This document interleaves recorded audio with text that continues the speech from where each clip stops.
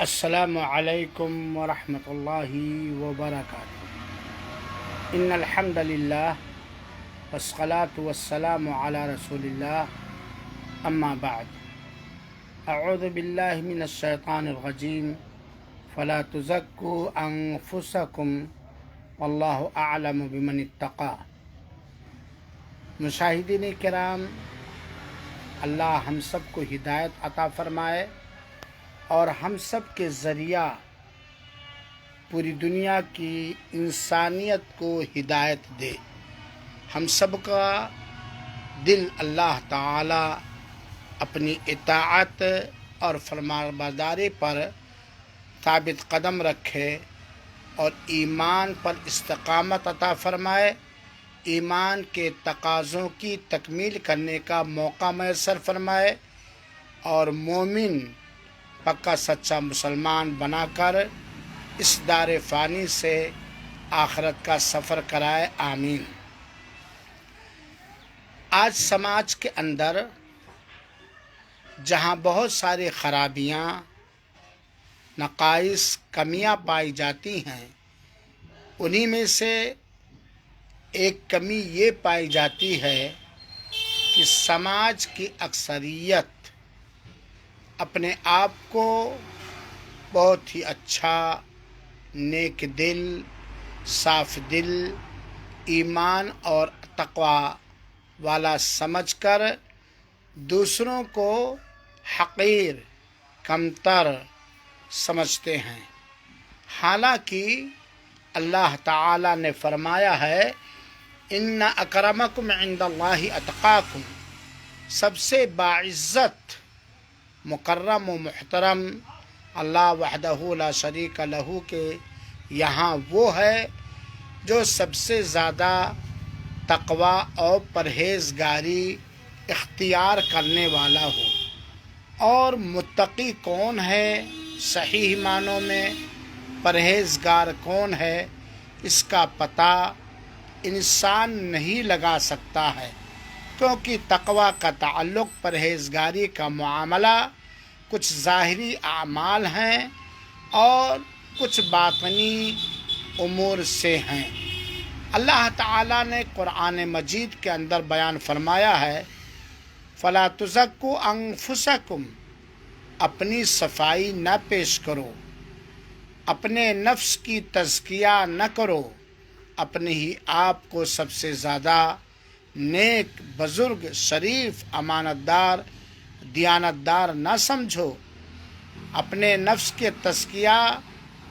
اور پاکی نہ بیان کرو۔ اللہ تعالی ہی جانتا ہے کہ کون سب سے زیادہ متقی و پرہیزگار اور اللہ ترس، اللہ سے ڈرنے والا ہے۔ یہ سورہ نجم کی آیت نمبر 32 ہے۔ میرے مسلمان بھائیوں، ساتھیوں، اگر اللہ تعالی کی توفیق آپ کو عنایت ہوئی ہے، آپ صوم و صلات کے پابند ہیں، عقائد میں صحیح، سالم اور درست ہیں، اخلاق و معاملات میں آپ کا معاملہ پاکیزہ اور صاف ستھرا ہے، تو دوسروں کی تحقیر نہ کرو، دوسروں کو کمتر یا سکتا ہے، عین ممکن ہے کہ آپ عجب کے شکار ہوں، آپ اپنی نیکیوں پر آپ کو غرور اور گھمنڈ ہو اور تکبر ہو، اور آپ کو یہ بات معلوم ہونی چاہیے کہ نیکیوں پر، اپنے تقوی اور طہارت اور پرہیزگاری پر غرور اور گھمنڈ آپ کے نیکیوں کو، حسنات اور بھلائیوں کو جلا کر خاکستر کر دینے والا عیب ہے۔ العجب کہ آپ سیدھے ڈگر پر ہیں، تقوی و طہارت والے ہیں، تو اس پر اللہ تعالیٰ کا آپ کو شکر گزار ہونا چاہیے، مزید اس سے توفیق مانگنی چاہیے، کیونکہ یہاں یہ بات نوٹ رکھیں کہ ہو سکتا ہے جس کو آپ کمتر سمجھتے ہوں، ذلیل اور رسوا سمجھتے ہوں، حقیر اور کم سمجھتے ہوں، آپ اپنے آپ کو زیادہ نیک سمجھتے ہوں، اور دوسرے کو کم نیک سمجھتے ہوں، ہو سکتا ہے ایمان کے اعتبار سے وہ آپ سے کہیں زیادہ پاکیزہ ہو، دل کے اعتبار سے ہو سکتا ہے وہ آپ سے کہیں صاف و ستھرا ہو، معاملات کے اعتبار سے ہو سکتا ہے وہ آپ سے کہیں زیادہ سچا اور مخلص ہو۔ اور یہ بات یاد رکھیے کہ دنیا کے اندر اپنے تقوی پر عجب کرنا، تکبر کرنا، گھمنڈ کرنا اور دوسروں کو حقیر، کمتر اور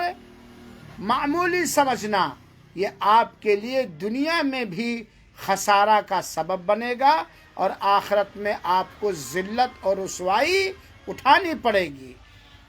ذلت اور رسوائی کا سامنا کرنا پڑے گا۔ آج سماج کے اندر یہ اکثر یہ چیزیں یہ رائج ہیں، خاص طور پر جاہل سماج کے اندر، جن کے اندر جہالت کوٹ کوٹ کر بھری ہے، بدعملی کوٹ کوٹ کر بھری ہے، نادانی کوٹ کوٹ کر بھری ہے۔ ہر ایک عالم دین پر، ہر ایک گاؤں کے ظاہری پرہیزگار پر وہ انگشت نمائیاں کرتے رہتے ہیں اور ان کو حقیر اور ذلیل سمجھتے ہیں، جبکہ اگر ان کے ظاہری امور کو دیکھا جائے، ٹھیک ہے لباس وہی ہے جو ایک عالم دین پرہیزگار کا لباس ہوتا ہے، چہرہ مہرہ وہی ہے جو ایک سچے عالم دین اور پرہیزگار کا ہوتا ہے، لیکن بہت سارے معاملات میں وہ شریعت مطہرہ کے فیصلے سے کوسوں دور ہیں اور وہ دوسروں کو حقیر سوچتے ہیں۔ یہ ہمیشہ یاد رہے، میں بات لمبی نہ کرنا چاہتا، ہمیشہ یہ کویتا یاد رہے، برا جو دیکھن میں چلا، برا نہ دیکھا کوئی، برا جو دیکھن میں چلا، برا نہ دیکھا کوئی، جو دل کھوجو آپنا، مجھ سے برا نہ کوئی۔ اور دوسرا شعر، جب کبھی بھی کسی پر تبصرہ کیجئے، سامنے آئینہ رکھ لیا کیجئے۔ اللہ تعالی ہمیں گمراہی سے بچائے، گمراہ کرنے والوں سے بچائے۔ اللہ تعالی ہمیں ہدایت دے اور ہدایت کے راستے پر تا وفات قائم و دائم رکھے، اور ہمارے ذریعہ اللہ تعالی دوسروں کو ہدایت دے اور علم دین حاصل کرنے کے ساتھ ساتھ علم دین کو سیکھنے، سمجھنے اور